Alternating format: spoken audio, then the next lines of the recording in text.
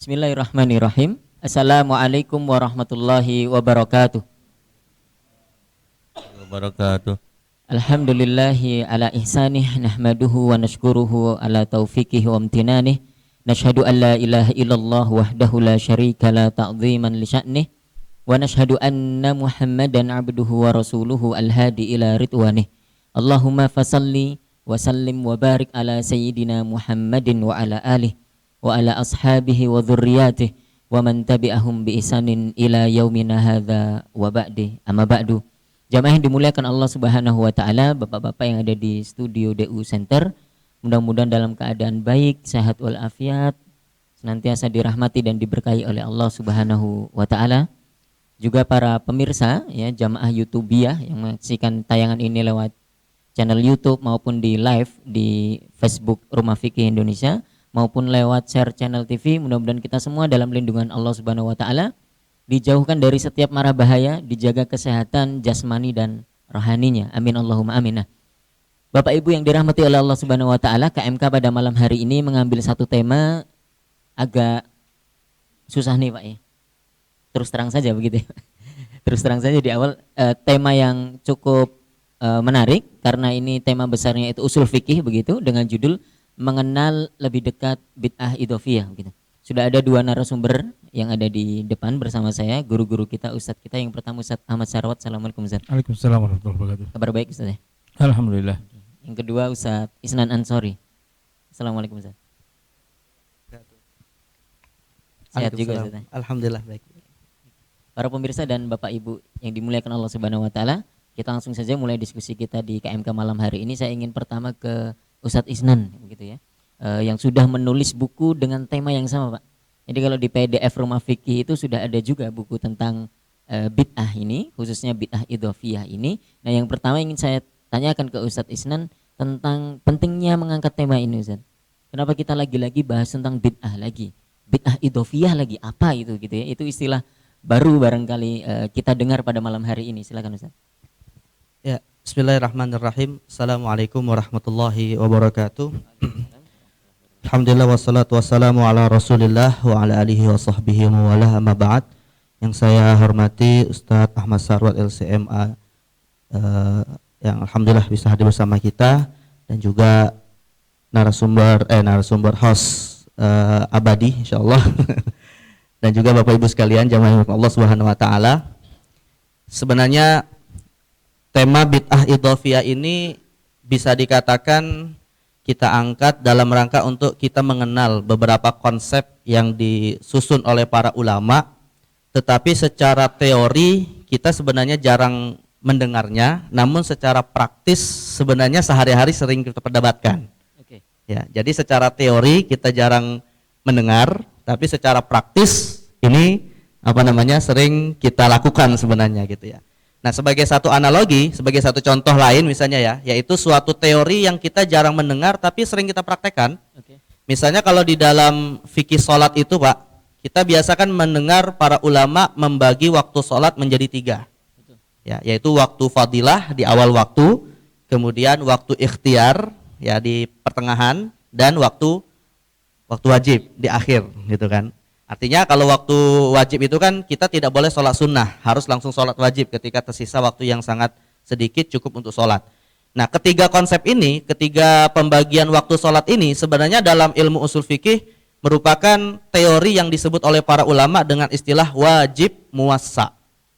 Wajib muwassa. Wajib muwassa. Padahal selama ini kan kita kalau bicara wajib itu yang sering kita kenal cuma 2 ya, wajib aini, wajib kifai gitu kan, atau fardu ain dan fardu kifayah. Padahal ada jenis lain yang diteorikan oleh para ulama tapi teraplikasi secara praktis tanpa kita mengenal teorinya. Nah, rupanya kalau kita bicara tentang bid'ah ya, sebenarnya semua bentuk perdebatan para ulama yang menerima ataupun yang menolak konsep bid'ah hasanah misalnya, ataupun di antara ulama sendiri yang menerima bid'ah hasanah, perdebatannya itu kebanyakan sebenarnya teorinya adalah bid'ah idhofiyah. Ambillah satu contoh misalnya, atau beberapa contoh yang biasa kita perdebatkan, melafadzkan niat. Oke. Kemudian bersalaman setelah sholat berjamaah. Kemudian jumlah rokaat sholat tarawih. Ini sebenarnya perdebatan tentang hal-hal seperti ini itu dalam teori usul fikihnya namanya bid'ah idhofiyah.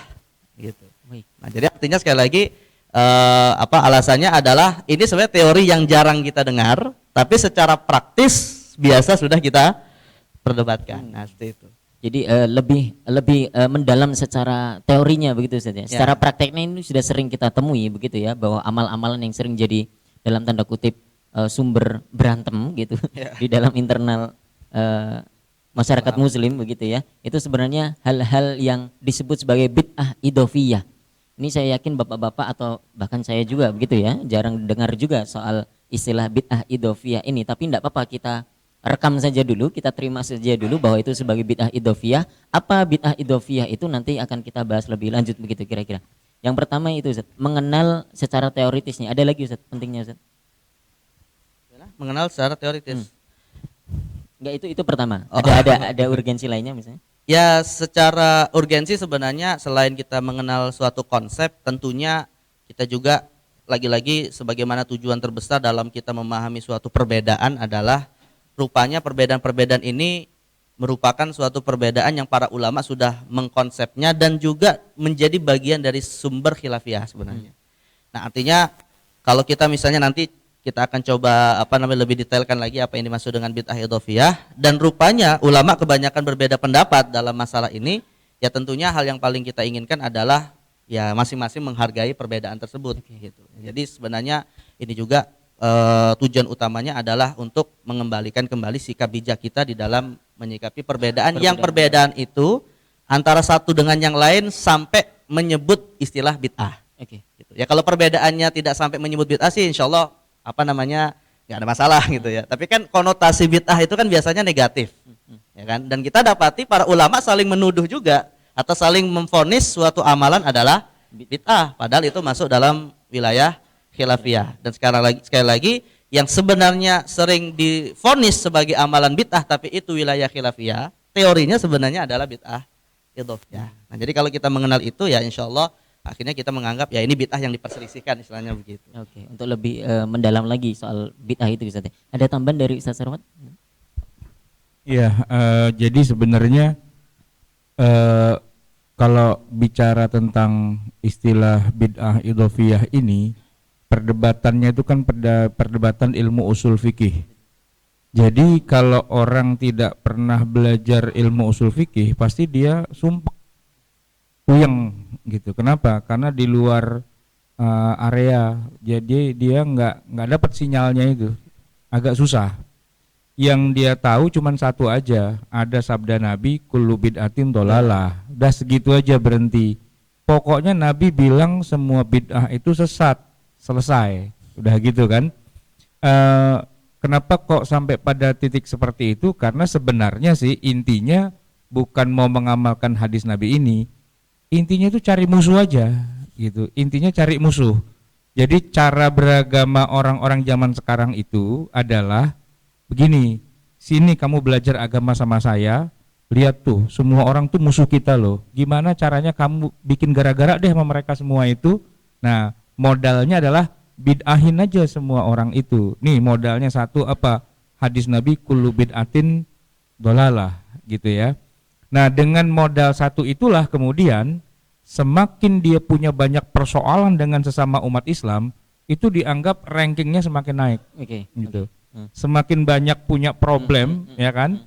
Jadi ibarat kata begini, guru silat pengen biar kelihatan keren, maka muridnya itu disuruh begini, lu ntar kalau pulang lewat pasar, tantangin tuh semua orang yang ada di pasar, ya, ajakin berantem semua, gitu, tunjukkan bahwa kamu itu udah hebat, gitu kan.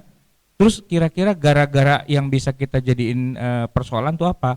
Nah, tema bid'ah aja, tuh bid'ahin, semuanya kan bid'ah semua tuh. Nah, maki-maki deh orang semua itu, gitu ya. Jadi dengan modal hadis Nabi kullu bid'atin dhalalah, intinya sih itu dijadikan alat untuk mencari musuh. Karena berislam versi dia itu adalah harus punya musuh. Kalau nggak punya musuh itu bukan berislam, gitu loh. Jadi kan sederhana sekali. Jadi Ustadz Isnan itu melihatnya dengan logika ilmu usul fikih, ngomong kepada orang yang sama sekali nggak ngerti ilmu usul fikih, kan nggak nyambung sebenarnya kan. Kita mau bilang bid'ah idhofiyah, bid'ah hasanah, nggak paham dia. orang di kepalanya nggak ada isinya gitu kan, taunya cuma satu, setiap ngaji pokoknya itu bid'ah, itu bid'ah, itu bid'ah, itu bid'ah, semuanya bid'ah gitu kan. Dan satu-satunya rujukan dalam ilmu kebid'ahan itu adalah hadis Nabi yang satu-satunya itu, kullu bid'atin dolalah. Dah kan, karena dicekokinnya dari dulu begitu terus gitu ya. Jadi kepada siapapun nggak pernah akur, ketemu siapapun musuh, ketemu siapapun nggak mau nanya, nggak mau senyum, nggak mau nyapa. Karena apa? Semuanya itu ahli bid'ah.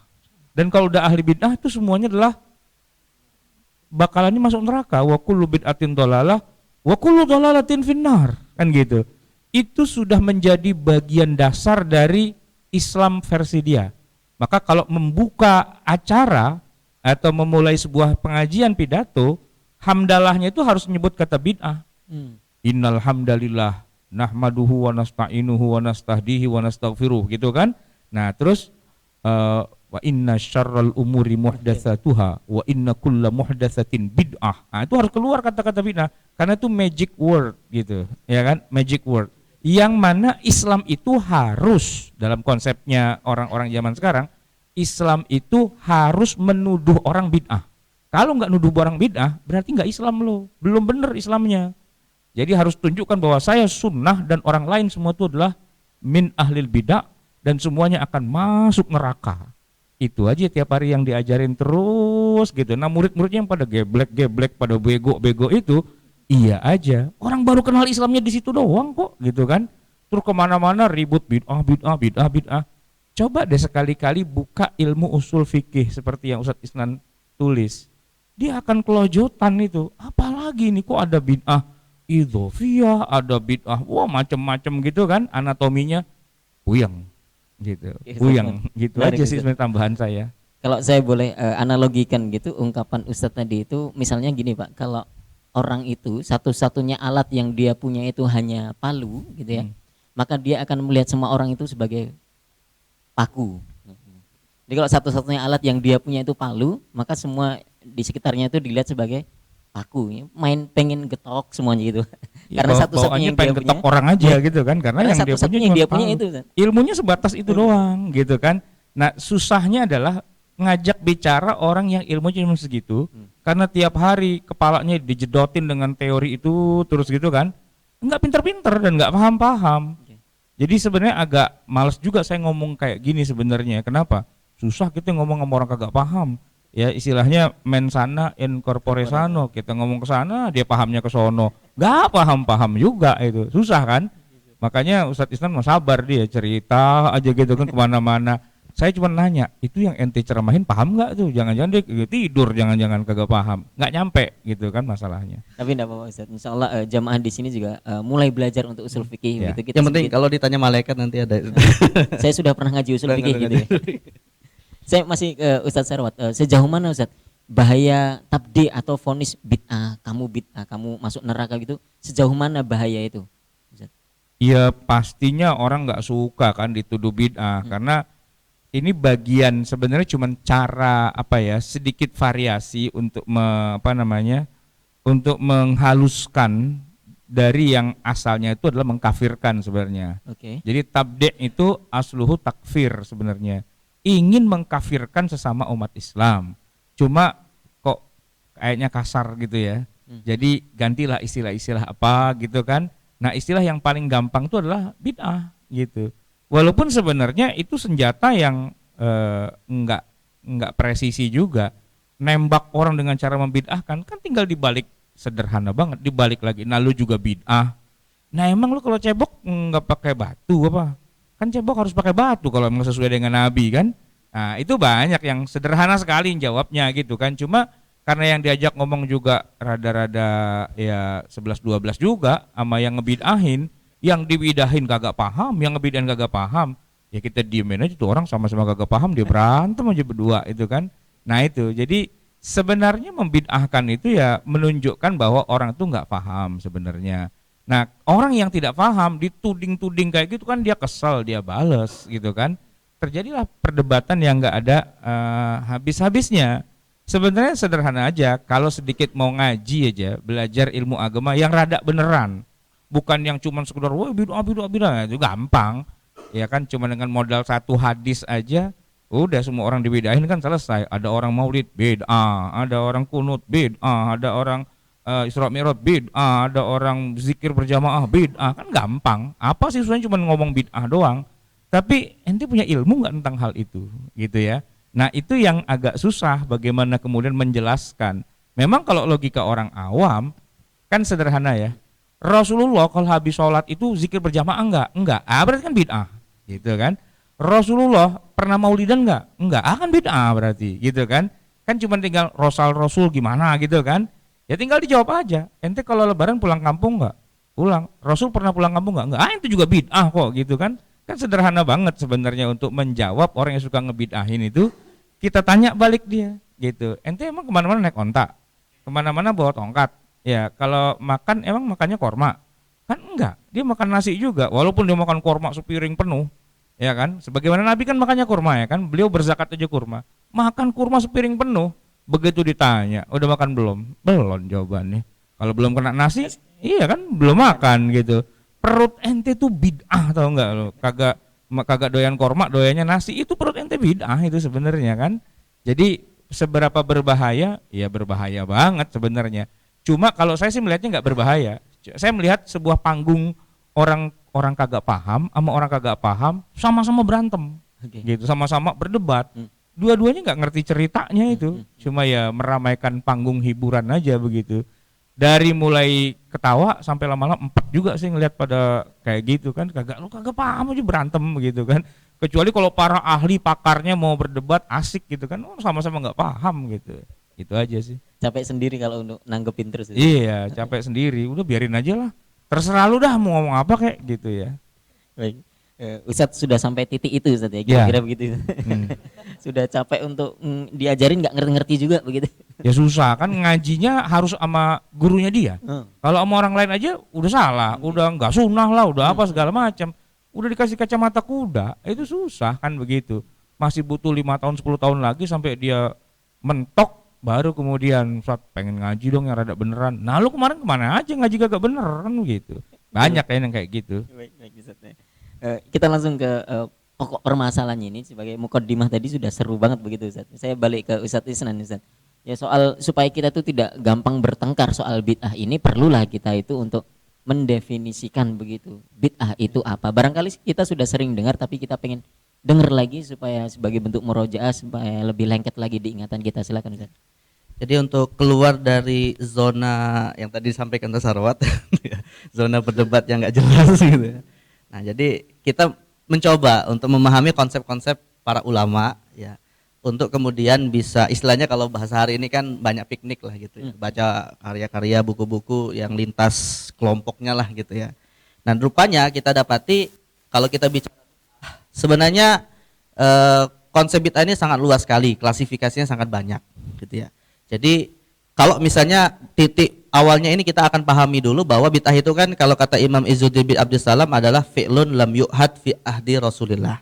Ini titik awal yang harus kita definisikan istilah bid'ah itu. Jadi perbuatan ataupun amalan yang intinya tidak ada di masa Rasulullah. Ya. Ini definisi bid'ah yang disampaikan oleh Imam Izzuddin, kemudian banyak disepakati ulama setelahnya seperti Ibnu Hajar, Nawawi dan seterusnya. Nah, dari definisi ini nanti para ulama mengklasifikasikan bid'ah itu dalam beberapa bentuk. Nah, selama ini kita hanya mengenal satu klasifikasi, yaitu pembagian bid'ah menjadi hasanah dan sayyi'ah. Nah, sebenarnya bid'ah bisa kita klasifikasikan paling tidak dalam 3 bentuk lah. Sebelum ke klasifikasinya dulu, maksud saya begini, kita fokuskan dulu di definisinya dulu. Nanti kan beberapa orang itu mengatakan begini, bid'ah itu hanya ada di dalam permasalahan agama begitu. Jadi kalau dalam berpakaian itu ya tidak bid'ah. Jadi misalnya mohon maaf ungkapan Ustadz Sarwat tadi itu bahwa makananmu itu bid'ah, itu tidak termasuk bid'ah karena tidak dalam perkara agama begitu. Itu kan cuma makanan saja begitu. Artinya begini, kalau kita sudah mempersepsikan bid'ah hanya dalam konteks agama, artinya ini kita masih belum meluaskan pemahaman tentang bid'ah itu apa. Gitu. Karena bagi yang misalnya mengatakan bid'ah hanya dalam urusan agama saja, berarti apakah di luar urusan agama tidak disebut bid'ah kalau itu adalah suatu kemungkaran? Nah, itu kan persoalan sendiri gitu kan. Nah, Pakaian itu kalau nggak termasuk agama, nggak usah pakai pakaian nggak apa-apa. Ya kan pakaian agama juga, makanan agama juga. Berarti makan babi boleh dong, kan bukan bagian dari agama. Minum khamar harusnya boleh kan, karena bukan bagian agama. Yang agama tuh yang tunggang-tungging rukuk sujud aja kan. Pakaian dan makanan bukan agama. Oh berarti bebas dong kita. Nggak juga kan? Ya, itu makanya tadi ya, terlalu menyempitkan justru. betul gitu. Artinya kalau kita sekali lagi ingin memahami bid'ah secara komprehensif, sebenarnya jangan dulu membatasi kepada agama. Malah ini sebenarnya senjata makan tuan. Misalnya begini, bagi pihak yang mengatakan nggak ada itu pembagian bid'ah hasanah dan sayyi'ah. Lah dia sendiri membagi bid'ah jadi agama non agama. Berarti kan senjata makan tuan gitu kan. Jadi kalau memang ingin mengatakan bid'ah ya jangan dibagi-bagi dulu gitu. Pahami dulu sumber masalahnya itu apa gitu. Nah, jadi ini makanya kita awalinya dari bid'ah dalam arti umum dulu gitu ya. Dan ketika kita kemudian masuk secara detail, baru kemudian rupanya jenis bid'ah itu sangat banyak diklasifikasikan oleh para ulama ya. Baik, jadi ada 3 paling tidak. Yang sebelum kita nanti akan merujuk kepada atau akan mengkerucut kepada konsep bid'ah idhofiyah yang kita bahas ini. Jadi bid'ah itu kalau dari sisi sifatnya memang kebanyakan ulama, dan ini yang sering kita ulang-ulang dalam KMK gitu ya, bagi 2, hasanah dan sayyi'ah. Dan ini tentunya pembagian mayoritas ulama. Adapun minoritas ulama dalam masalah ini sebenarnya anggaplah pendapat yang menyendirilah gitu ya. Nah yang kedua, Imam Izzuddin bin Abdussalam membagi bid'ah juga berdasarkan hukumnya menjadi 5. Kalau tadi kan berdasarkan sifat, bisa hasanah, bisa sayyi'ah. Nah sedangkan kalau dari sisi hukum bisa dibagi jadi 5, yaitu bid'ah wajib, bid'ah haram, bid'ah sunnah, bid'ah makruh, dan bid'ah mubah. Karena berangkat dari pemahaman bahwa bid'ah itu bukan hukum. Jadi kalau ada orang yang mengatakan ini hukumnya bid'ah, nah kita kalau belajar ilmu fikih itu ada nggak Pak 5 hukum itu salah satunya bid'ah? Ada nggak? Berarti kan ini hukumnya bid'ah itu keliru menetapkan istilah gitu kan. Nah artinya yang sebenarnya masih harus dilanjutkan masih koma itu tadi. Ini hukumnya bid'ah tapi secara fikih apa? Gitu. Nah Imam Izzuddin sudah menjelaskan bahwa wal bid'atu munqasimah ila khamsati aqsam, bahwa bid'ah itu ada 5 dalam kitab Qawaidul Ahkam fi Masul Anam yang tadi kita sebutkan, wajib, haram, sunnah, makruh, mubah. Nah ini dari sisi hukum ya. Dan kemudian yang ketiga, bid'ah bisa juga diklasifikasikan berdasarkan bentuknya. Nah kalau dari sisi bentuk, maka disinilah nanti bid'ah menjadi ada bid'ah idhofiyah, ada bid'ah hakikiyah. Jadi ada bid'ah secara hakiki, ada bid'ah yang dia sifatnya campuran. Idhofah itu nanti secara sederhana artinya campuran gitu. Baik, insya Allah kita lanjutkan setelah adzan isya berkumandang.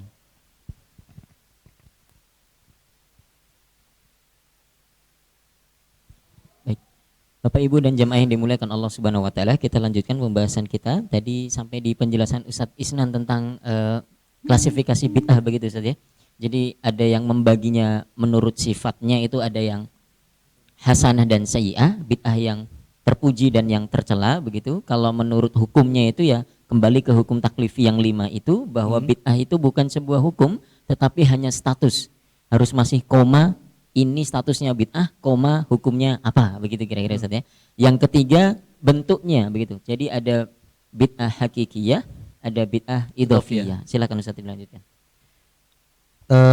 Nah, setelah kita mengenal ini, tentu kita mungkin langsung fokus saja kepada pembagian bid'ah dari sisi bentuk gitu ya. Karena kalau dari bid'ah hasan dan sayyi'ah ini mungkin sudah sering kali dibahas. Juga kalau misalnya kita bicara bid'ah dalam perspektif hukum fikih, maka sebenarnya tidak perlu dipersoalkan istilah bid'ahnya. Tapi yang dicari adalah apa hukumnya gitu kan. Karena bagi para ulama yang membagi bid'ah menjadi hasanah dan sayyi'ah, sederhananya nanti menetapkan bahwa bid'ah hasanah itu hukumnya 3, wajib, sunnah, mubah. Sedangkan kalau bid'ah sayyi'ah hukumnya ada 2, makruh dan haram. Dan uniknya lagi ulama yang menolak bid'ah hasanah seperti Imam Asy-Syatibi, kemudian Ibnu Taimiyah, itu malah mengatakan bid'ah itu semuanya adalah sesat. Tapi dari sisi hukum fikih mereka menerima ada yang makruh, ada yang haram gitu. Dan malah di dalam Majmu'ul Fatawa Ibnu Taimiyah itu mengatakan hukum asal dari bid'ah itu malah makruh. Gitu. Hukum asalnya malah makruh gitu. Jadi tidak langsung memvonis itu perbuatannya haram. Dan kita tahu kan yang namanya makruh itu definisinya apa? Ditinggalkan berpahala, dilakukan nggak berdosa, nggak berdosa gitu. Nah, jadi ini dari sisi hukum sebenarnya selesai tanpa harus kita melihat apa itu bid'ah atau bukan gitu kan. Nah sedangkan kalau dari sisi bentuknya, nah ini yang sebenarnya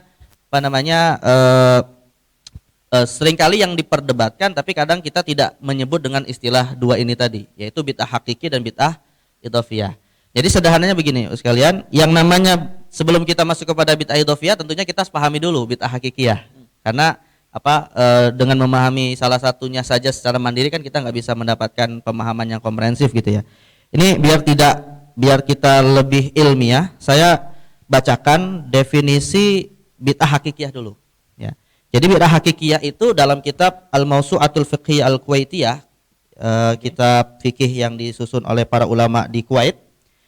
Jadi bid'ah hakikiyah itu allati lam yadul 'alaiha dalilun syar'iyyun la min kitabin wala sunnatin wala ijma'in wala istidlalin mu'tabarin inda ahli ilmi. Oke. Jadi bid'ah hakiki itu adalah setiap perbuatan baru yang tidak didasarkan kepada apapun dalil syar'i. Apakah dalil syar'i itu adalah Al-Qur'an atau sunnah atau ijma', bahkan termasuk dalil-dalil yang masih diperselisihkan. Oke. Seperti istihsan dan seterusnya gitu ya. Intinya tidak ada sama sekali dalilnya. Tidak ada landasan dalilnya secara 100% gitu ya. Nah, kemudian dalil hakiki bid'ah hakiki ini sendiri nanti oleh para ulama diklasifikasikan dalam 3 bentuk. Ada bid'ah hakiki dalam persoalan akidah, ada bid'ah hakiki dalam persoalan ibadah, ada bid'ah hakiki dalam persoalan tradisi, adat istiadat. Kalau untuk dalam persoalan akidah dan ibadah, maka umumnya para ulama mengatakan hukumnya haram. Oke. Ya, jadi kalau masalah akidah misalnya, ya menciptakan hal baru dan tidak ada sama sekali dasarnya secara langsung kepada dalil syar'i yang ada, tapi itu tidak pernah ada zaman Nabi, dalam akidah jelas itu hukumnya haram. Karena yang namanya akidah kan final, Nabi selesai, Nabi wafat selesai gitu ya. Misalnya gimana Ustaz? Misalnya dalam begini. akidah. Bid'ah dalam masalah akidah misalnya ada keyakinan bahwa Allah Subhanahu wa taala itu tidak menetapkan takdir bagi manusia. Oke. Nah, ini kelompok yang nanti disebut dengan Qadariyah. Nah, itu munculnya setelah masa Rasulullah. Di zaman Rasulullah tidak ada yang namanya perdebatan tentang masalah takdir. Ya, tapi setelah itu muncul orang-orang yang mengklaim, yang meyakini bahwa yang namanya manusia itu terlepas dari setiap ikatan kepada Allah. Lawannya muncul kelompok juga yang menjadi lawan dari Qadariyah ini, namanya kelompok Jabariyah, yang mengatakan bahwa semua perbuatan manusia terikat dengan takdir Allah. Ketika mereka mencuri, mereka berargumentasi, saya mencuri karena sudah ditakdirkan oleh Allah gitu. Saya berzina karena sudah ditakdirkan oleh Allah gitu. Nah, dua kelompok ini dua kelompok yang disebut ahli bid'ah dalam masalah akidah. Yang nanti disebut Qadariyah dan Jabariyah gitu. Tapi kalau dalam masalah ibadah yang murni ya, kalau misalnya Maulid Nabi atau misalnya seperti tahlilan kan itu tidak murni sebenarnya, karena ada unsur zikir-zikir juga yang ada dasarnya kepada syariat. Ini yang murni. Misalnya ada orang yang menciptakan ibadah puasa mutih misalnya, Pak. Ya, puasa mutih itu apa? Yang dimakan dia puasa tapi yang tetap ada yang dimakan yang berwarna putih. Cet, kapur gitu kan, nasi putih misalnya gitu. Ya, padahal dalam Islam ada nggak ibadah seperti ini? Nggak ada gitu, karena ini murni 100% dia dianggap ibadah tapi tidak ada contohnya. Nah, itu bid'ah dalam ibadah. Tapi yang jadi masalah adalah rupanya bid'ah dalam tradisi itu hukum asalnya kebalikannya, malah boleh. Ya, bid'ah dalam tradisi adat istiadat itu hukumnya malah boleh dalam urusan makanan, jenis makanan, perayaan-perayaan yang sifatnya mentradisi, atau misalnya kegiatan-kegiatan yang intinya nggak ada unsur ibadah di situ, nggak ada unsur akidah di situ. Nah, ketika kemudian para ulama menetapkan bahwa dalam masalah akidah dan ibadah haram, sedangkan dalam masalah tradisi hukumnya mubah. Nah, yang persoalan muncul adalah bagaimana kalau di situ ada ibadah tapi dibatasi dengan tradisi. Nah, inilah yang nantinya dikenal dengan nama bid'ah idhofiyah. Jadi bid'ah idhofiyah itu artinya pencampuran antara ibadah dengan tradisi. Misalnya satu contoh, Pak. Ya. Misalnya melafadzkan niat sebelum sholat ya. Yang namanya niat itu kan disepakati sebagai ibadah. Niat itu kan ibadah dan termasuk bagian dari rukun ibadah, termasuk sholat dan seterusnya, yang berdasarkan hadis innamal a'malu binniyat. Tapi dicampurkan di dalam rukun niat ini adalah tradisi, yaitu dilafadzkan. Nah, maka ini disebut dengan bid'ah idhofiyah. Atau misalnya setelah sholat kita bersalaman ya. Bersalaman itu sunnah tidak?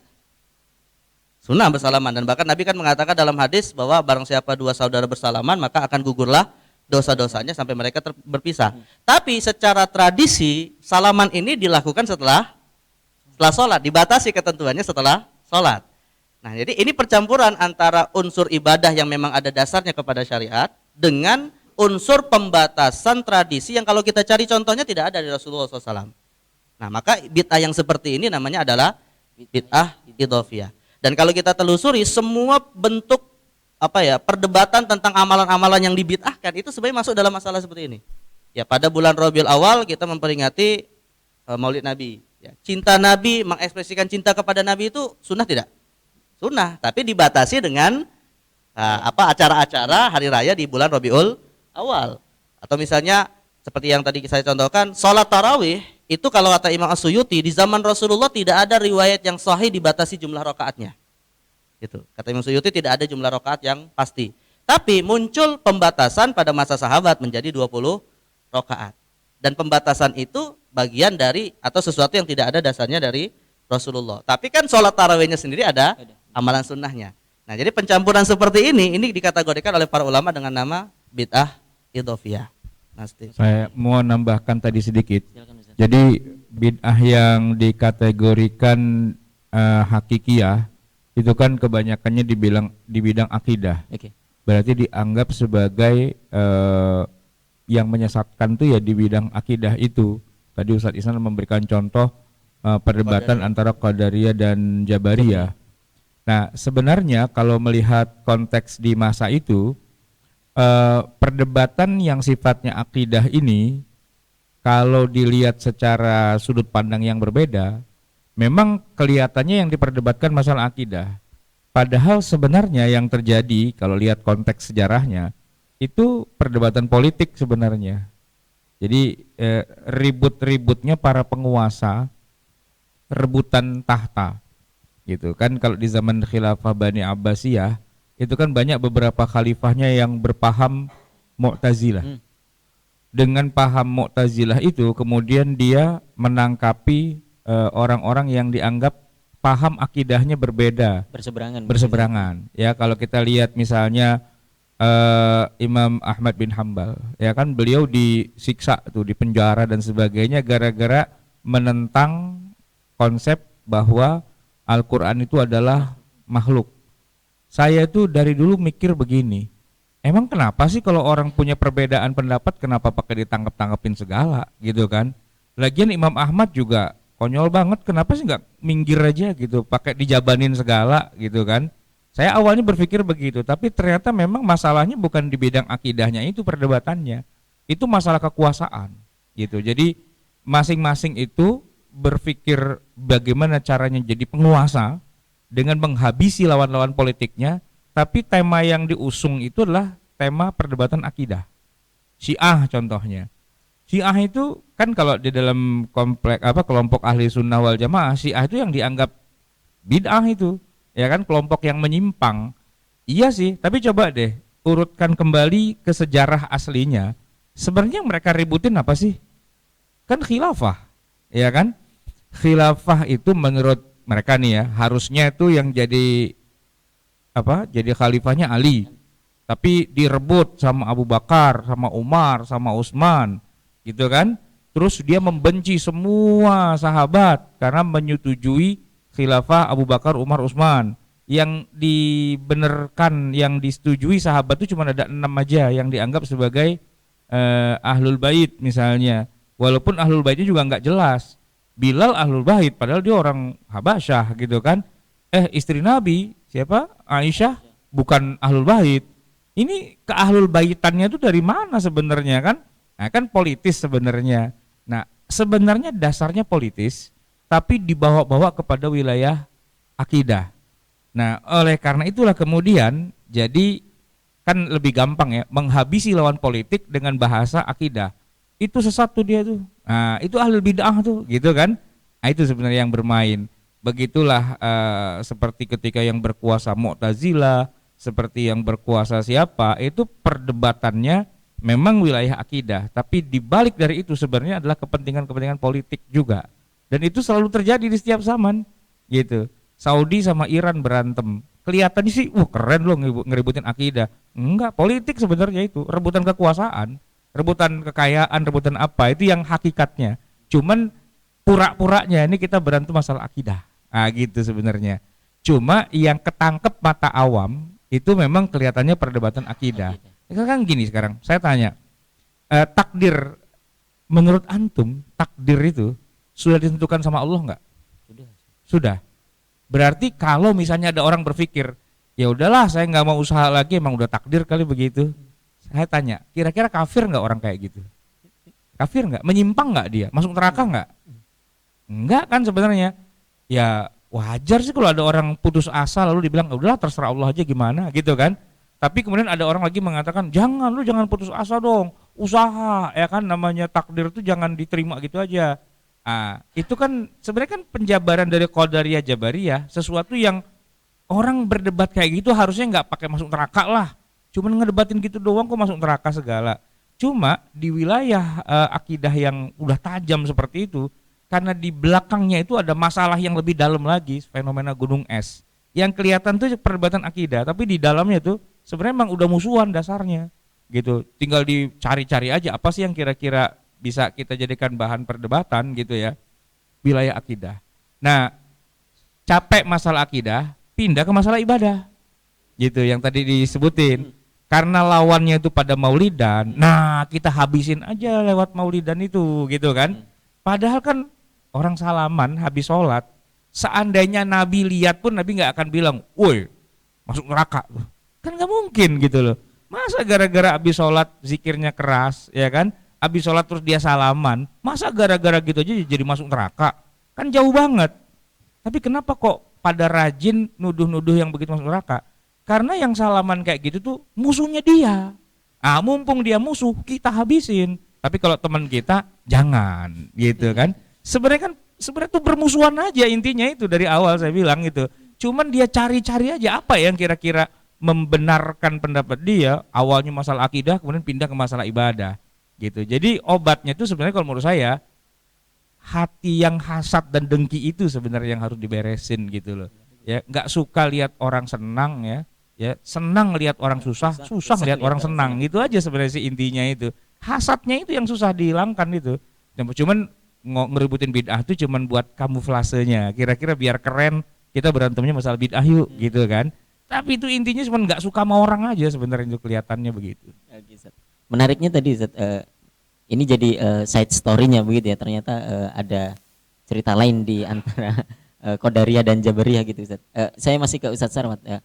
Soal pembagian ini tadi, pembagian bid'ah yang hakikiyah itu ada yang dalam akidah, ada yang ibadah dan adat begitu Ustaz.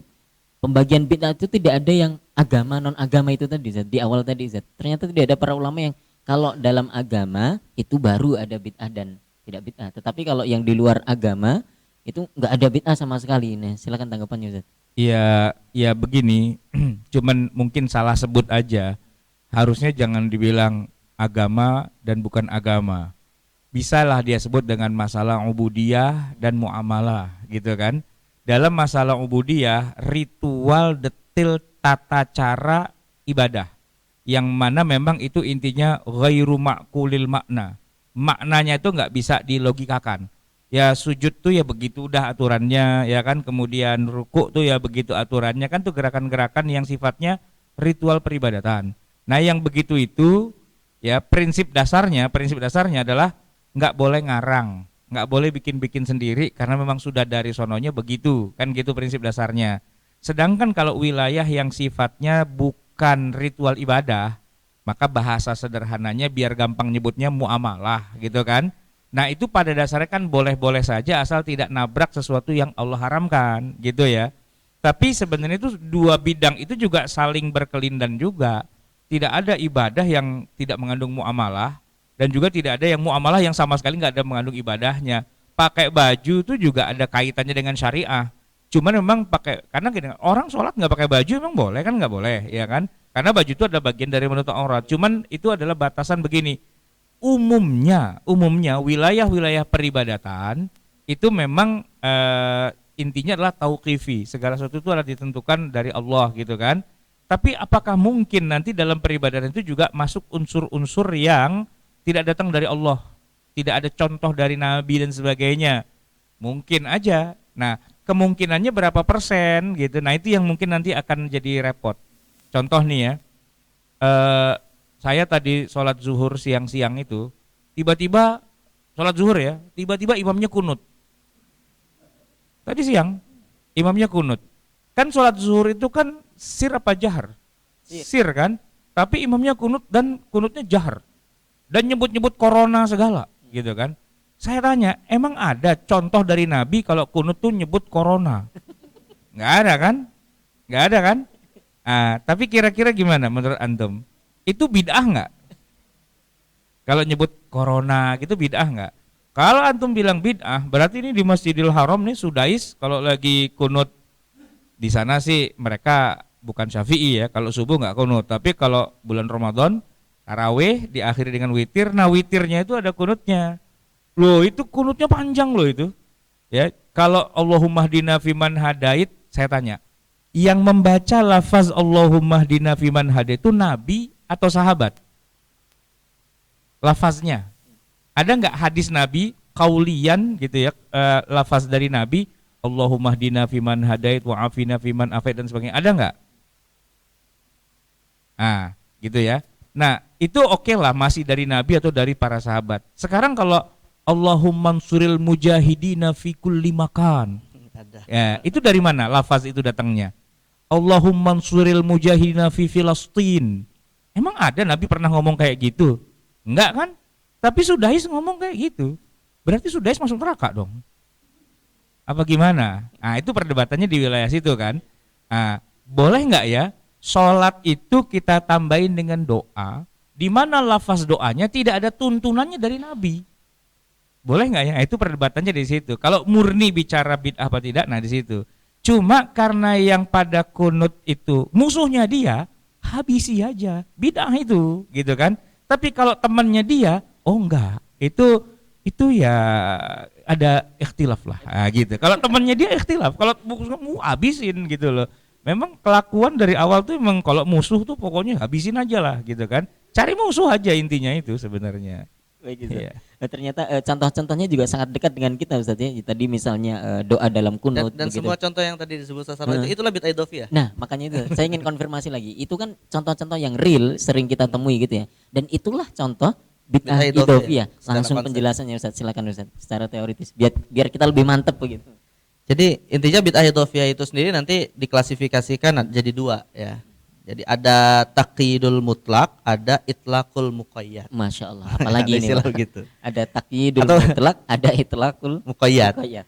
Atau sebelumnya begini, kita harus pahami juga ibadah secara ritual itu ada dua jenis. Oke. Ada ibadah mutlaqah, ada ibadah muqayyadah. Jadi seperti puasa misalnya ya. Puasa itu ada puasa mutlak, ada puasa tidak mutlak. Artinya tidak mutlak itu ada hari yang ditetapkan gitu kan. Sedangkan kalau puasa mutlak ya seperti Nabi SAW yang awalnya tidak berniat puasa, tapi kemudian di pagi hari cari makanan nggak ketemu, akhirnya idzan ana shaim, kalau begitu aku hari ini puasa. Itu kan namanya puasa mutlak. Sholat juga begitu gitu kan. Rasul memerintahkan kita sholat dengan waktu-waktu tertentu. Tapi kan pernah juga Nabi bersabda kepada sahabat a'inuni ala nafsika bikathrati sujud. Ya, artinya dia minta doa kepada Rasul agar bisa masuk surga. Nabi perintahkan banyak-banyaklah sholat. Nah, banyak-banyak sholat itu maksud sholat apa gitu kan. Ini kan termasuk di dalamnya ada istilah sholat mutlak. Nah, jadi kalau kita sudah bisa memahami dua istilah ini, maka bid'ah idhofiyah nanti ada dua, yaitu membatasi ibadah yang mutlak, namanya disebut taqyid mutlak, ya. Atau sebaliknya, memutlakkan ibadah yang sudah dibatasi, gitu. Nah, dari sisi dua pembagian ini tentu punya hukum masing-masing, punya hukum masing-masing. Atau kalau dari jenis yang pertama, yaitu memutlakkan ibadah yang sudah dibatasi, nanti oleh para ulama dibagi lagi menjadi dua. Masya Allah. Ada lagi menjadi dua. Yang pertama, pembatasannya itu maksudah. Oke. Pembatasannya itu memang diinginkan oleh syariat. Dan yang kedua, ada pembatasan yang sebenarnya tidak diinginkan oleh syariat. Tapi sebenarnya syariat ingin mengatakan sebanyak-banyaklah kita beribadah. Nah, dalam hal ini kalau pembatasannya itu sudah diinginkan oleh syariat, maka jelas tidak boleh kita mutlakan, tidak boleh kita tambah maksudnya. Misalnya seperti jumlah rakaat sholat lah, maghrib 3, zuhur 4, itu kan sudah sudah dibatasi gitu ya. Nah, artinya kalau sudah dibatasi seperti ini boleh nggak kita tambahi? Nah, ini nggak boleh gitu karena memang pembatasannya diinginkan oleh syariat gitu. Tapi kalau pembatasannya tidak diinginkan oleh syariat, nah ini ada yang disepakati, ada yang diperselisihkan nanti oleh para ulama. Yang disepakati misalnya begini, baca tasbih dalam ruku dan sujud. Baca tasbih dalam ruku dan sujud. Kita kan sering mendengar minimal 1 kali dan kalau bisa 3 kali gitu kan. Tapi boleh nggak lebih dari itu? Boleh nggak? Pertanyaannya berapa Rasulullah itu Pak lebihnya itu? Ada yang tahu dalilnya nggak? Kita malah nggak ketemu gitu kan. Malah ketemunya dari beberapa riwayat sahabat dan tabi'in. Misalnya seperti Umar bin Abdul Aziz, beliau suka menambah sampai 11 kali. Padahal kalau ditanya apakah Rasul pernah melakukannya, malah nggak ada dari Rasulullah gitu kan. Nah ini mengisyaratkan bahwa menambah tasbih ini tadi, padahal itu bagian dari ritual sholat, dibolehkan karena memang penambahan itu tidak dimaksudkan oleh syariat. Termasuk dalam hal ini ketika Nabi SAW menganjurkan kita memperbanyak doa di dalam sujud. Ya. Nah, anjuran memperbanyak doa ini apakah doanya harus khusus dari Rasulullah? Kan enggak, yang penting kan yang diinginkan adalah baca doa itu sendiri. Ya. Termasuk dalam ini juga contoh lainnya, Rasulullah itu dalam riwayat Bukhari Muslim tidak pernah istighfar seharinya kurang dari 70. Nah kalau misalnya Pak, kita tambah lebih dari 70, apakah kita kemudian menganggap lebih mulia daripada Rasulullah? Gitu. Artinya begini, saya 100 kali lebih banyak daripada Rasulullah, berarti saya lebih mulia daripada Rasulullah gitu. Kan enggak gitu. Tapi Rasul ingin mengajarkan, ya saya saja seorang nabi yang sudah diampuni dosa-dosanya itu 70 kali sehari semalam. Apalagi kita sebagai umatnya gitu kan. Nah, artinya ini sifatnya amalan-amalan yang termasuk bid'ah idhofiyah dalam arti memutlakkan sesuatu yang dibatasi tapi tidak dimaksudkan oleh syariat untuk dibatasi. Nah, makanya di sini perlu dan saya pikir juga harus banyak tahu umat Islam untuk bisa memilah-milah mana ibadah yang dibatasi itu tujuan syariatnya dan mana ibadah yang sebenarnya syariat tidak bermaksud ingin membatasi. Nah, sedangkan kalau yang diperselisihkan Pak, misalnya seperti Imam Syihabuddin Al-Qarafi dalam kitab Az-Zakhirah itu mempersoalkan contoh bid'ah yang seperti ini, misalnya gini, kita disunnahkan oleh Rasulullah itu kan saat zikir setelah sholat baca tasbih 33 kali, kemudian baca tahmid 33 kali, baca takbir 33 kali. Pertanyaan begini Pak, kalau misalnya kita lupa hitungan lebih akhirnya, dosa nggak? Dosa nggak? Karena kan hitungan kita bisa jadi nggak tepat gitu ya, pakai jari kita itu. Misalnya lebih sampai lebih, atau misalnya diniatkan memang ingin melebihkan, boleh nggak? Gitu. Nah dalam hal ini Imam Al-Qarafi mengatakan kalau niatnya bukan dalam rangka untuk dalam tanda kutip menganggap ada fadilah lebih dari 33, itu boleh, nggak ada masalah gitu. Kalau menganggap tidak ada fadilah khusus gitu, karena yang namanya fadilah khusus kan hanya pada angka 33, menambahnya nggak ada masalah gitu. Nah kalau sudah seperti ini sebenarnya kan banyak sekali amalan-amalan kita yang harusnya tidak harus dibatasi, dan membatasi itu malah sebenarnya bukan sesuatu yang diinginkan oleh syariat itu sendiri. Nah lagi-lagi yang sering kita perdebatkan kan banyak orang yang membid'ahkan orang yang tidak membatasi amalan tersebut gitu. Nah ini namanya disebut jenis pertama untuk bid'ah idhofiyah. Dan kebalikannya yang kedua adalah membatasi. Kalau tadi kan memutlakkan yang dibatasi, artinya menambah sesuatu yang sudah dibatasi. Nah ini kebalikannya, membatasi sesuatu yang sudah membatasi sesuatu yang sudah dimutlakkan.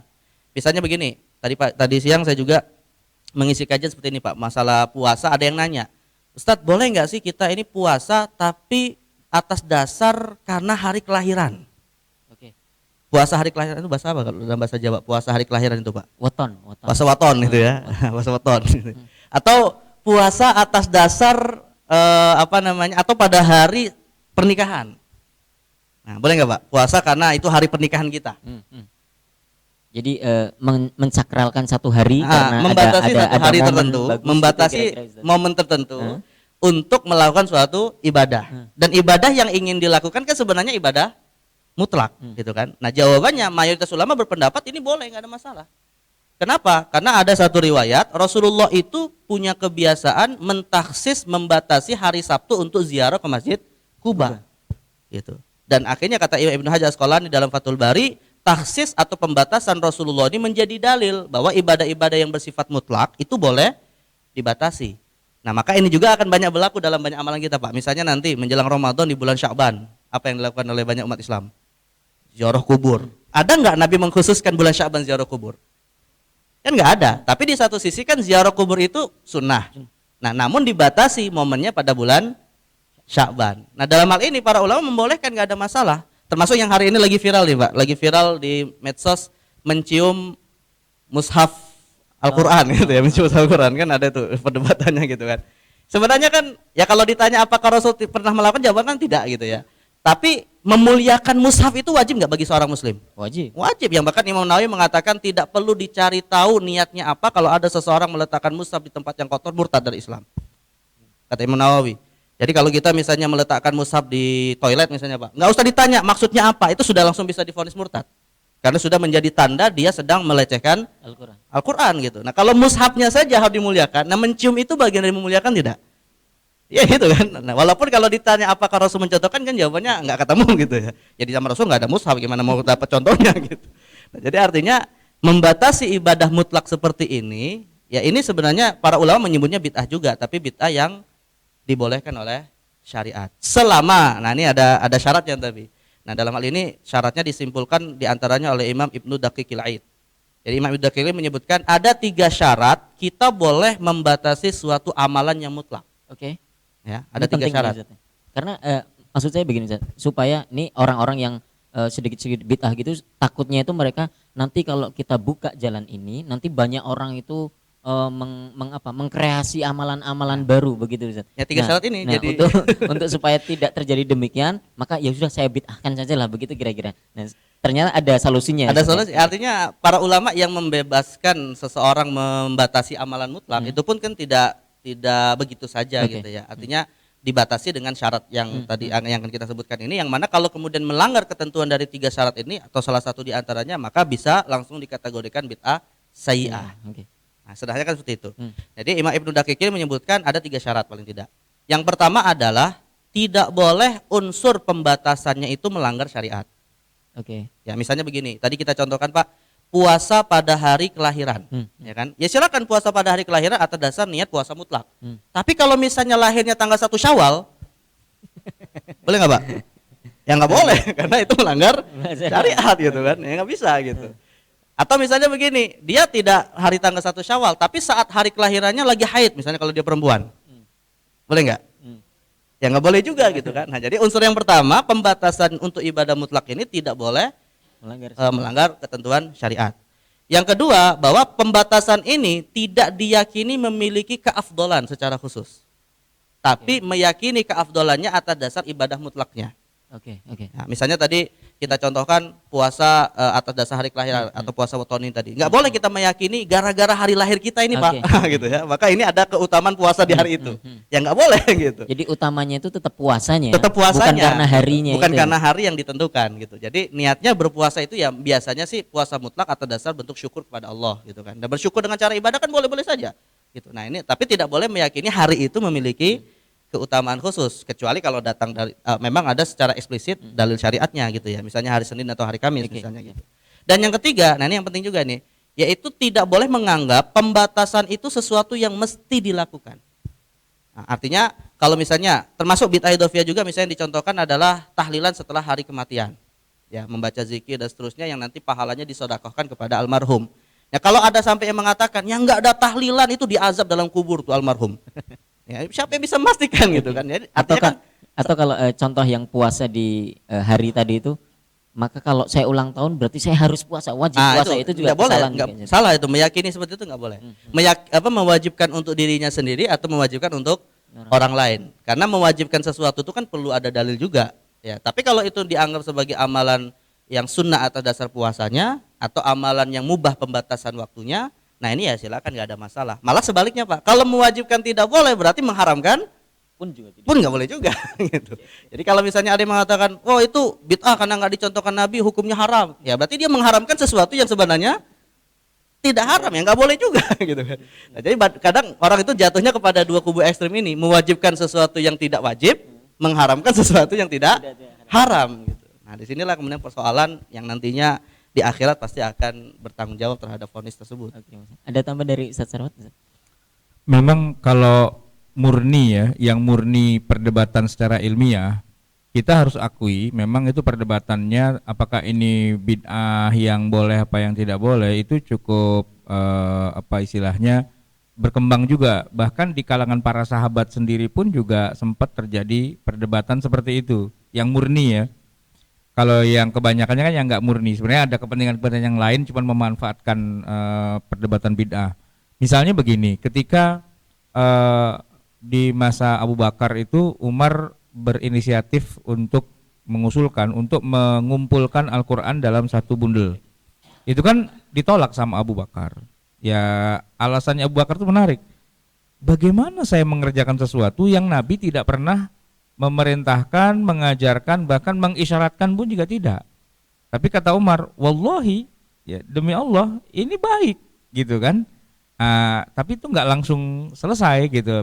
Beberapa saat lah kemudian sampai, kalau nasnya itu menyebutkan sampai Allah melapangkan dada Abu Bakar.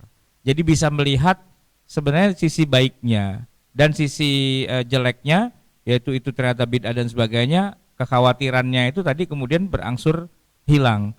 Nah, Umar dan Abu Bakar sepakat, oke, ini harus dijamak ya, Qur'annya harus dikumpulkan gitu ya, diurutkan sesuai dengan surat dan ayatnya. Tapi begitu mau dilaksanakan, ini siapa yang bisa ngerjain?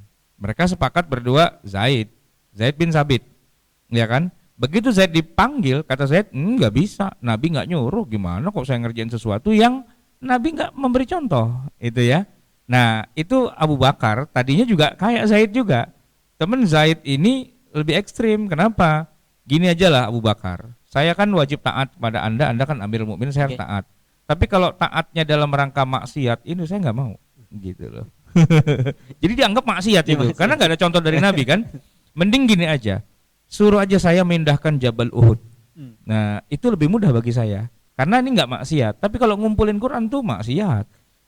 Itu pandangannya seorang Zaid loh itu, ya kan? Oh, akhirnya Abu Bakar dan Umar gimana caranya biar Zaid paham gitu kan? Ini bukan bid'ah gitu. Ini ada kebaikan-kebaikan dan sebagainya sampai Allah melapangkan dada Zaid. Baru kemudian dilakukan itu semua. Jadi memang ini bid'ah enggak ya? Ini haram enggak ya? Itu memang ada perdebatan seperti itu. Nah, tapi ketika di masa Umar banyak melakukan hal-hal yang aneh-aneh, cuman nggak ada jawabannya. Ya, maksudnya kalau Abu Bakar sama Umar bilang A, Abu Bakar bilang B, kan ribut tuh ya, gitu ya. Tapi ketika Abu Bakar meninggal, orang paling ngerti agama kan Umar. Kata Umar, bikin taraweh 20. Wah, gitu kan. Siapa yang berani ngelawan Umar? Nggak ada yang berani kan. Yang lain pada diem aja gitu. Begitu juga ketika di zaman Utsman, ketika Utsman menambahi bahkan sholat Jumat itu azannya sekali di masa Rasulullah, di masa Abu Bakar, di masa Umar. Di masa Utsman tambahin satu lagi. Gak ada satupun yang bilang, bid'ah tuh, kagak ada. Gitu. Dan begitu Utsman meninggal, Utsman lama juga ya, 12 tahun, terus diteruskan oleh Ali kan, jadi khalifah. Saya tanya, apakah Ali mengembalikan lagi azan 2 kali itu menjadi sekali lagi seperti zaman Rasulullah? Enggak, tetap. Dan ketika Ali wafat diteruskan lagi nanti dengan Hasan atau Muawiyah atau Yazid atau siapa, itu enggak berubah, ya tetap 2. Sampai hari ini bahkan Ustaz ya. Sampai hari ini di Mekah, di Madinah 2. Ini kan bid'ah banget sebenarnya kan. Kenapa? Karena Nabi tidak pernah mengajarkan, Abu Bakar, Umar juga tidak. Terus tiba-tiba Utsman mengatakan azan tambahin 1 lagi, jadi 2 gitu. Nah sekarang saya tanya, itu bid'ah enggak? Nah saat itu karena orang yang paling ngerti agama tinggal Utsman aja, yang lain tinggal oh ya udahlah gitu kan. Bahkan kalau dipikir-pikir begini Pak, alasan Utsman tuh masuk akal, karena kan Madinah makin lama makin banyak orang. Jadi kalau dibikin azan 2 kali, logikanya sederhana, apa? Ya biar orang tuh pada ngumpul lah, persiapan-persiapan gitu kan. Tapi masalahnya sekarang begini, sekarang di Mekah, di Madinah itu sudah ada tuh menaranya jadi tinggi banget tuh, speaker semua tuh. Ya kan, ini kan speaker semua kan kedengeran orang se-Mekah itu kan. Ngapain lagi azannya pakai 2? Tapi ternyata tetap 2. Tetap 2 azannya. Nah, ini kan jadi sesuatu yang apa? Para sahabat itu kalau mau dituduh-tuduh siapa sih yang bikin bid'ah pertama kali? Ya para sahabat sebenarnya. Nah, ketika di awal-awal, ketika mereka belum terlalu paham, mereka berdebat. Tapi setelah seiring berjalannya waktu, ternyata mereka paham. Oh, kalau gini nggak apa-apa. Oh, kalau gini nggak apa-apa. Nah, itu ya. Ketika nggak apa-apa, itulah mereka sudah semakin matang bisa membedakan mana yang original yang tidak boleh diotak-atik, dan mana wilayah-wilayah bahkan dalam masalah ubudiyah itu kan masih bisa diotak-atik juga. Nah, konsep itulah yang kemudian sepanjang zaman itu kalau orangnya paham, insya Allah gampang. Tapi kalau orang yang nggak paham, nah ini jadi bahan perdebatan lagi. Kan perdebatannya muncul karena mereka nggak paham konsep dasarnya. Mana yang bisa diidofiyahkan gitu ya, mana yang wah sini nggak boleh nih, nggak boleh ditambah-tambah, nggak boleh dikurangin. Perdebatannya di wilayah itu sebenarnya. Tapi di zaman para sahabat di awal itu sudah terjadi. Dan konsep itu hari ini dikenal sebagai usul fikih itu sendiri, Ustaz ya. Ya salah satu pembahasan di antara tema-tema usul fikih. Ilmu besarnya. Ilmu besarnya, iya rumah besarnya itu ilmu usul fikih. Terakhir pertanyaan ke Ustaz Sarwono, Ustaz. Fenomena ini tadi Ustaz, saling membid'ahkan begini yang ternyata itu adalah bid'ah idhofiyah itu yang para ulama sangat memang ada celah untuk berbeda di situ. Yeah. Nah, untuk lebih bijak lagi menghadapi perbedaan-perbedaan ini bagaimana Ustaz? Pesan Ustaz. Ya pertama tentu kedalaman keilmuan itu kan sangat besar pengaruhnya pada sikap seseorang. Kita itu semua orang ya itu punya prinsip begini, semakin kita tidak tahu suatu masalah, semakin kita akan memusuhinya. Tapi kalau semakin kita kenal, kita akan semakin ramah. Nggak usah jauh-jauh. Saya kenal seorang muazzin masjid. Itu kalau azan suaranya merdu banget. Orang yang ogah-ogahan sholat pun gara-gara dengar suara azan yang merdu itu langsung berangkat ke masjid gitu. Hebat kan dia dalam mempengaruhi orang. Tapi kalau imam masjid ini kan rumahnya jauh ya, dari masjid itu dia rumahnya jauh di daerah Depok sonoan lagi. Itu kalau naik motor seradak seruduk, naik trotoar ngelawan busway apa segala macam seradak seruduk gitu. Dan kalau serempetan sama orang keluar makiannya, woi kafir lo, gitu keluar gitu. Jadi Islami, Ustaz. Makiannya Islami. Makiannya makian Islami memang gitu. Cuman saya tanya begini, antum itu kenapa di jalan kurang soleh begitu, kenapa gitu kan? Ya kalau kita nggak begitu Ustadz, kapan nyampenya gitu loh, ya kan? Jadi dia ngejar waktu gitu kan, nah dia seradak seruduk gitu. Tapi kalau yang nyerempet dia ternyata sesama Ustadz, Ustadz nggak apa-apa gitu. Kenal kan gitu ya. Jadi orang tuh kalau nggak kenal itu bawaannya pengen musuhan. Tapi kalau kenal nggak apa-apa. Nah, kemarin di depan pintu gerbang tuh saya mau tabrakan tuh kan, surat gitu kan. Begitu saya buka jendela, Afwan Ustadz, Afwan. Lu kenal gue lu Afwan. Kalau enggak lu maki-maki gue kan. Nah, makanya saya buka jendela, serat. Ya kenapa? Ustadz kirain siapa gitu kan. Nggak jadi marah. Nggak jadi marah dia, karena kenal gitu kan. Coba kalau nggak kenal di perempatan mana, kan gebrak-gebrak kap mobil saya itu kan. Makai mobil jalannya jangan meleng dong, kasih gitu kan. Begitu saya buka, ada apa? Ustadz ternyata, maaf gitu. Kalau nggak kenal tuh bawaannya mau musuhan aja gitu kan. Biasa, makanya kita di sosial media kenapa suka maki-maki orang? Karena nggak kenal gitu. Begitu udah dimaki-maki, besoknya ketemu, ente yang itu ya, maaf Ustadz, maaf saya hapus. Nah, begitu kan. Kalau nggak kenal tuh begitu Pak. Tapi kalau kenal kan dia akan lebih lunak gitu, lebih lunak. Biasa lah begitu, nggak kenal maka bawaannya ngajakin perang, tapi begitu udah kenal, wah ternyata baik orangnya begitu. Nah, dalam keilmuan tuh gitu juga. Galaknya seseorang itu biasanya terkait dia tuh nggak paham, gitu. Kalau galak tuh ngata-ngatain orang, dia nggak paham sebenarnya. Tapi kalau dia udah kenal, udah paham dan sebagainya, dia akan bilang, enggak, itu maksudnya begini, maksudnya begini. Berarti dia paham. Jadi masalahnya cuma karena kejahilan aja sebenarnya sih. Karena wawasannya sempit, cekak gitu kan. Ilmunya cuman ya kayak katak di bawah di bawah tempurung gitu ya. Jadi ya itu aja. Ngelihat dunia luar nggak pernah gitu, begitu lihat sedikit silau, silap-silap matanya, terus serang. Gitu. Itu gaya kita tuh begitu. Kalau nggak kenal serang aja gitu. Tapi kalau kenal, itu harusnya baik gitu. Oleh karena itu, kalau saya sih mengatakan begini, biasanya orang kalau baru belajar agama kemarin sore, ya kan, hijrah tiba-tiba gitu kan, itu memang masih rada-rada buas, itu masih ibarat kuda tuh masih liar, masih belum dijinakkan gitu ya. Seperti antum lagi nguber-nguber anak perawan orang, itu agak susah itu, belum dijinakkan gitu kan. Tapi kalau sudah diajukan proposal ya kan, udah diajukan lamaran, khitbah udah diterima, nah dia udah Udah giring itu, ibaratnya burung dara tuh udah giring, mau diapain aja udah mau gitu kan. Saya gitu aja udah Ya, tahu ya. udah tahu dia. Kalau masih dalam masa PDKT dia masih jual mahal gitu kan. Dan biasanya yang jual mahal tuh yang usia-usia masih 20-an gitu. Tapi kalau udah usia 30 agak kesonoan dikit tuh, ya udahlah ayo kapan aja lah gitu kan. Jadi udah kebelet dia gitu. Nah, jadi maksud saya begini, intinya galak itu ya bagus sih, reaksi pertama orang baru kenal ilmu agama kan, dia galak gitu. Tapi kalau udah lama-lamaan dikit belajarnya udah lebih luas dan sebagainya, biasanya dia tidak akan terlalu mudah untuk menyalahkan orang, tidak mudah membid'ahkan orang karena tahu oh ternyata itu khilafiyah ya, oh ternyata tuh ada yang bilang begini, ada yang bilang begitu ya. Cuma itu lama gitu. Nah, tinggal lamanya ini tiap orang bisa beda-beda ya. Ada yang ngaji sebentar udah paham, tapi ada yang udah bertahun-tahun nggak paham-paham juga gitu. Kenapa?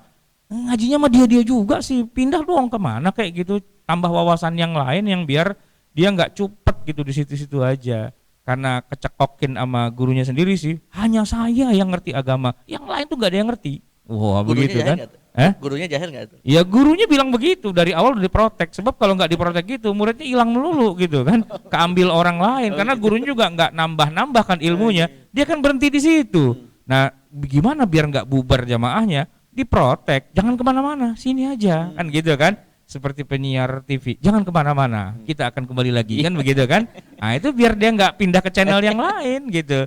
Padahal kalau mau sih dia ningkatkan kualitas dong, ya kan. Nggak usah pakai bilang jangan kemana-mana. Kalaupun kemana juga ntar kesini juga, gitu kan harusnya begitu kan. Kalau emang kualitas acaranya bagus kan, nyantai aja. Anda mau kemana-mana silahkan aja, tapi pasti Anda akan kesini lagi. Ah itu udah pede kan, berarti dia punya daya tarik gitu sebenarnya. Ustadz tuh gitu juga. Wah muridnya bubar, biarin aja bubar. Ntar juga dia bingung, dia nanya gua lagi, pasti mau kemana lagi emang lo kan gitu ya. Nah, berarti kan ustadznya harus nambah ilmunya, jangan itu lagi. Dari dulu masih akidah lagi. Lu kapan ngerti agamanya kalau cuma itu doang muter-muternya? Enggak nambah-nambah. Kuliah cuma S1 doang, LC lagi, lucu banget kan, naik ke S2, naik ke S3 gitu loh. Biar nambah gitu ilmunya. Itu aja sih. Menarik Ustaz. Terakhir ke Ustaz Isnan. Antum kan sudah menulis buku tentang bid'ah ini Ustaz ya. Sudah ada PDF-nya, di-download gratis bisa begitu. Nah, kira-kira pesan apa yang ingin antum sampaikan ke para pembaca antum ketika antum menulis itu biar lebih pada paham bid'ah terus atau apa begitu? Silakan. Ya sederhananya sih biar umat Islam tuh adem aja lah. Gitu. Artinya apa? Kalau tadi kan kalau cerita Ustaz runyam banget gitu ya. Pokoknya sedikit-sedikit musuhan, sedikit apa itu kan. Intinya ya itu tadi almaru adu majahil. Ya kan persoalannya adalah seseorang akan menjadi musuh atas sesuatu yang dia tidak ketahui. Ya biar nggak jadi musuh gimana? Ya kenalan gitu ya. Kita mengenalkan gitu. Okay. Biar nggak jadi musuhan gitu aja. Gitu aja Ustaz. Sesederhana itu Ustaz. Jadi kalau antum ditanya malaikat apa peran antum untuk mendamaikan dunia gitu, saya sudah nulis buku tentang bid'ah begitu kira. Sesederhana itu. Tujuannya perdamaian dunia. Mulia sekali Ustaz ya. Saya beri kesempatan kepada Bapak Ibu yang ada di studio untuk bertanya kepada narasumber kita tentang tema hari ini. Silakan Pak, jika ada Pak. Tentang bid'ah. Baik, silakan.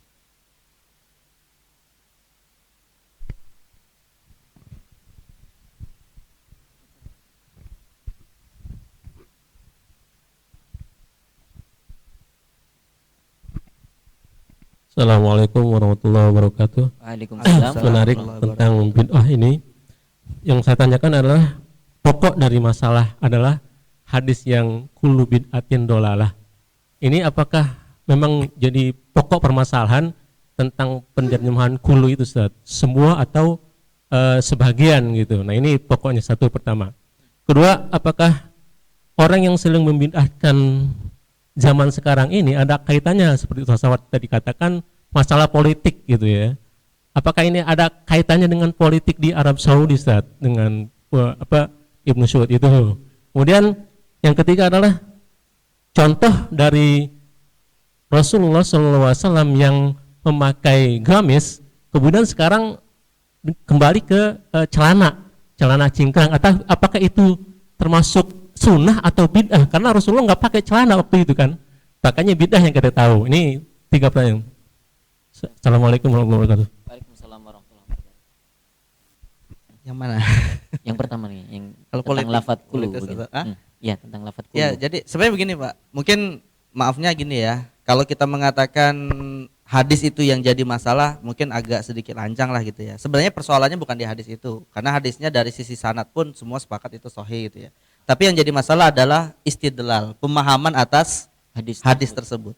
Dan saya katakan bahwa kebanyakan persoalan kita itu sebenarnya bukan pada perspektif ayat atau hadisnya, tapi pada masalah memahami ayat dan hadisnya. Ya kalau pemahamannya datang dari yang ahlinya sih insya Allah nggak ada masalah, adem gitu ya. Tapi kalau yang memahaminya orang yang dia sendiri tidak punya alat untuk memahaminya, nah disitulah muncul konflik, persoalan dan seterusnya gitu. Jadi sebenarnya kullu bid'atin dolalah, betul tadi ada perdebatan makna kullu itu semua atau sebagian.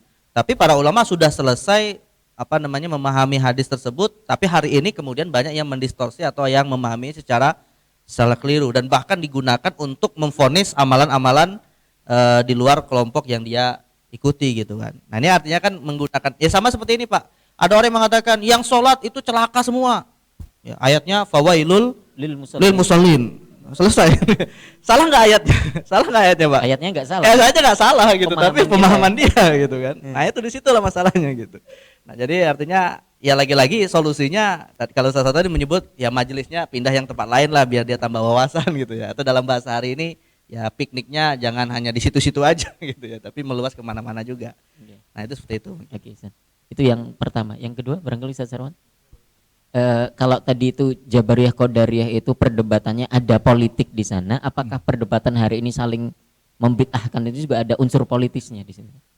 Iya, bukan politik praktis yang kenegaraan, tapi politik secara kekuasaan, banyak-banyakan murid, banyak-banyakan majlis taklim. Eksistensi begitu. Iya, kayak gitu kan.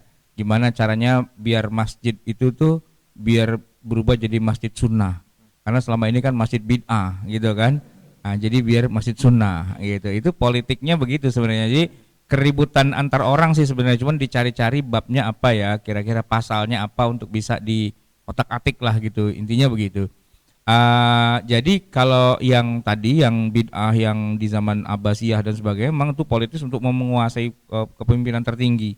Tapi dalam skala mikro masjid, majlis taklim itu juga ada persaingan antar ustadz kan, antar kelompok geng ustadz A, geng ustadz B, geng ustadz C gitu kan. Bagaimana nih menguasai masjid itu dan sebagainya. Itu masjid direbut-rebut itu antar kelompok yang sunnah dengan yang ahli bid'ah itu ya kan gitu. Banyak yang nanya ke saya, Ustadz ini masjid kita mau direbut nih sama orang-orang yang sunnah-sunnah itu gitu loh. Emang kenapa? Ya kita dianggap nggak sunnah gitu. Oh gampang, masjid ente biar nggak pada datang, pakein aja kuburan di depannya. Emang kenapa? Kalau ada kuburannya mereka nggak mau. Oh gitu saatnya. Ya apaan kucing ya kuburin situ, pokoknya ada nisan gitu ceklek. Nah kan ada kuburan nggak boleh di sini kan, selesai gitu. Gampang sebenarnya itu cara ngusirnya. Nggak usah pakai jimat. Apalagi tadi yang ketiga. Yang ketiga soal gamis. Mungkin gambar yang lagi viral juga ya. Gimana? Ada gambar yang pakai sarung bid'ah, kemudian celana cingkrang sunnah gitu ya. Nah itu biar dia jawab langsung yang ketiga. Silakan. Jadi ya sebenarnya ini juga persoalannya karena pemahaman saja Pak terhadap sumber syariah gitu ya. Kalau dikatakan celana cingkrang itu dalam arti celananya ya, itu adalah sunnah ya fatal sekali. Karena kalau misalnya kita ingin mencari sumber, sebenarnya kan bisa saja mudah kita baca dalam kitab Syama'il Muhammadiyah karangan Imam Tirmizi misalnya, bagaimana pakaian Rasulullah. Nggak ada yang di zaman Rasulullah itu pakaian celana 2 lubang, itu nggak ada itu gitu. Ya, itu nggak ada gitu, apalagi pakai ikat pinggang atau apa ya nggak ada sebenarnya gitu kan. Tapi kan kita juga harus pahami cara berpakaian Rasulullah itu sendiri kalau dalam perspektif sunnah Nabi sebenarnya bukan sunnah yang juga harus diikuti. Malah kalau misalnya membatasi harus seperti itu, nah itu yang jadi masalah gitu. Padahal sebenarnya ini bagian dari sunnah yang sifatnya sangat luas untuk bisa kita terapkan dalam tradisi yang ada di sekitar tempat kita. Dan bahkan Imam Ahmad sendiri Pak termasuk ulama yang tidak menyukai seseorang berpakaian dengan pakaian yang menyelisihi masyarakat setempat gitu. Apalagi yang jadi lebih masalah lagi, apalagi kalau itu dijadikan semacam untuk memvonis orang di neraka atau tidak gitu ya, gara-gara masalah pakaian gitu. Nah, padahal yang di atas lutut saja Pak masih banyak itu belum dipersoalkan gitu Pak. Maksudnya di atas lutut, di atas betis itu ya, di atas paha itu masih banyak belum dipersoalkan. Nah ini yang jelas-jelas kemungkaran kok malah tidak menjadi satu apa ya istilahnya common enemy ya, musuh bersama yang harus kita cari solusinya. Dan sedangkan yang masalah-masalah yang sebenarnya sudah diselesaikan oleh para ulama malah dijadikan alat untuk saling memvonis salah dan benar seperti itu. Saya tuh melihat ada satu jamaah di masjid tempat saya ngisi pengajian, dia itu pakai celana cingkrang. Tapi kalau sholat dia pakai kain sarung. Tapi celananya tetap dipakai, gitu. Saya bilang, ente kalau mau kayak Nabi, itu celananya dibuka, karena Nabi nggak pakai celana di dalam gitu kan, celananya buka. Tapi jangan sarung yang kotak-kotak. Nabi sarungnya nggak kotak-kotak, gitu kan. Apalagi cap gajah duduk, enggak. Cap ontak ngetril gitu kan, nah gitu. Jadi kan sebenarnya serba salah aja itu kan. Iya. Jadi bayangin Pak, dia pakai celana, tapi dulu pakai sarung. Celananya nggak dicopot. Saya bilang itu bid'ah banget gitu. Mana ada Nabi pakai celana juga pakai sarung juga. Udah gitu sarungnya kotak-kotak pula. Gitu kan, harusnya jangan kotak-kotak. Ya harusnya ya polos aja apa warna putih atau apa gitu kan. Nah cuma dalam hal ini kalau bicara pakaian Nabi, hadisnya sahih itu bahwa Nabi ketika berdoa angkat tangan ke atas gitu kan. Para sahabat bilang, kami melihat putih ketiaknya. Pak, kalau kita nih baju begini nih, angkat tangan kelihatan nggak ketiaknya? Enggak kan? Gimana caranya? Kok Nabi kalau angkat tangan tuh kelihatan putih ketiaknya? Ketika beliau ruku sujud, ya kan? Kan tangannya agak lebar gitu kan? Itu yang di belakang bilang kami melihat putih ketiaknya loh, begini. Berarti Nabi bajunya nggak tangan panjang dong. Bahkan bukan tangan pendek juga, pakai kaos singlet apa gimana itu kira-kira? Iya, sama ilmu Muhammadiyah coba baca gitu kan? Nah harusnya pakaian sunnah tuh singlet, jangan-jangan itu apa gimana, ya kan? Karena kelihatan putih ketiaknya itu, ya kan? Nah, bahkan kalau di dalam Al-Quran disebutkan wanita itu disuruh mengulurkan jilbabnya sampai ke mana? Waliyadribna bikhumurihinna ala juyubihinna.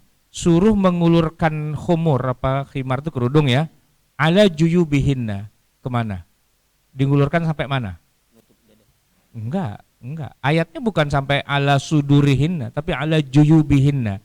Juyub itu jamak dari jaibun. Jaibun itu artinya apa? Jaib bahasa Arab itu apa jaib? Kantong. Nah, kan ini kan masalahnya. Ulurkan kerudungmu sampai ke kantongmu. Kantong tuh di mana? Kalau kita kan kantong di sini, ya kan? Nah, tapi ternyata enggak. Jaib itu adalah kantong di masa Nabi. Kantong tuh di depan, gitu. Siapa yang kalau pakai baju kantongnya di depan sini? Di sini, iya kan di depan sini kan jaib gitu. Jadi kalau tukang kredit. Kita kalau kantong di sini, bid'ah ini nggak sesuai dengan Nabi. Kantong di depan harusnya. Quran loh itu. Waliyadribna bikhumurihinna ala juyubihinna. Nah, jaibun itu kantong tuh di depan gitu. Dikasih peniti yang gede kayak kabayan gitu kan. Jadi kan kalau kita mau melakukan rekonstruksi pakaian yang dipakai sama Nabi itu kayak apa? Sebenarnya juga bukan gamis yang dipakai sama orang-orang di Saudi itu enggak juga. Gutroh gitu. Enggak, Shimar itu enggak kayak gitu. Ada eagle-nya itu orang Saudi gitu. Di zaman Rasulullah enggak kayak gitu. Satu ya. Yang kedua, baju yang dipakai sama Nabi dengan yang dipakai sama Abu Jahal itu sama aja modelnya. Kan sama-sama orang Mekah. Ya kan? Enggak dibedain gitu. Kalau Nabi putih, kalau Abu Jahal hitam. Nah, itu di film biar gampang penonton bedainnya. Tapi kalau di masa itu kan enggak gitu loh. Jadi pakaian paling sunnah tuh pakaian Abu Jahal sebenarnya kan. Ya kan paling cocok sama Nabi, orang biasa zaman kok di satu daerah kan sama bajunya. Nah itu kan kalau diajak ngomong gitu puyeng dia. Waduh, jangan sampai sono-sono lah, kejauhan. Baik, saya kira cukup ya Pak ya. Saya batasi pada malam hari ini sampai sekian. Insyaallah sudah ada buku PDF-nya, sudah ada videonya. Insyaallah kita bisa murojaah tentang tema ini. Insyaallah. Maka pada akhirnya saya Wildan Jauhari berterima kasih atas kehadiran Bapak Ibu semuanya di DU Center ini dan juga kepada seluruh pemirsa yang menyaksikan tayangan ini dimanapun Anda berada. Mudah-mudahan kita semua mendapatkan ilmu yang bermanfaat pada malam hari ini. Terima kasih kepada Ustadz Isnan, kepada Ustadz Ahmad Sarwat. Saya Wildan Jauhari, mohon undur diri. Billahi taufik wal hidayah. Wassalamualaikum warahmatullahi wabarakatuh. Waalaikumsalam warahmatullahi wabarakatuh. Hadirin, kita akhiri saja pertemuan kita dalam malam hari ini dengan pembacaan doa. Mohon kiranya Ustaz Haji Ahmad Fauzi Hamdani untuk memimpin pembacaan doa. Al-Fatihah. A'udzu billahi minasyaitonir rajim. Bismillahirrahmanirrahim. Alhamdulillahirrahmanirrahim. Iyyaka na'budu wa iyyaka nasta'in. Shiratal ladzina an'amta 'alaihim. Nastaghfirullahal-'azim. Nastaghfirullahal-'azim. Nastaghfirullahal-'azim. Bismillahirrahmanirrahim. Alhamdulillahirabbil alamin. Hamdan yuwafi ni'amahu wa yukafi'u mazidah. Ya Rabbana lakal hamdu wa lakal syukru kama yanbaghi li jalali wajhil karim wa li 'azimi sultanik. Allahumma shalli ala sayyidina Muhammad wa ala ali sayyidina Muhammad. Allahumma inna nas'aluka al-'afwa wal 'afiyah wal mu'afata ad-daimata fid din wad dunya wal akhirah. Allahumma inna nas'aluka fahman nabiyyin wa hifdzal mursalin wa ilhamal malaikatil muqarrabin. Allahumma aghnina bil 'ilmi wa zayyinna bil hilmi wa akrimna bit taqwa wa jammilna bil 'afiyah. Allahumma inna nas'aluka ilman nafi'an wa 'amalan shalihan mutaqabbala wa rizqan katsiran halalan thayyiban wa tijaratan lan tabur. Allahumma 'allimna bima yanfa'una wa anfa'na bima 'allamtana wa zidna 'ilma.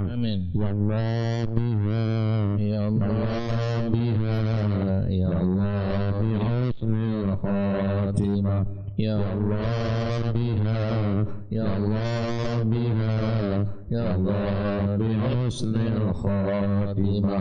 Ya Allah biha ya Allah biha ya Allah bi husnil khatimah. Rabbana taqabbal minna innaka antas samiul 'alim wa tub 'alaina innaka antat tawwabur rahim. Allahumma ihdina bihudak waj'alna mimman yusari'u fi ridha wa la tuwallina waliyan siwa wa la taj'alna mimman khalafa amraka wa asa. Hasbunallahu wa ni'mal wakeel wa la hawla wa la quwwata illa billahil azim. Wa sallallahu alaihi wa alihi wasallam. Alhamdulillahirabbil alamin. Taqabbalallah. Terima kasih. Mari kita salat isya berjamaah. Pak, kalau enggak sentak.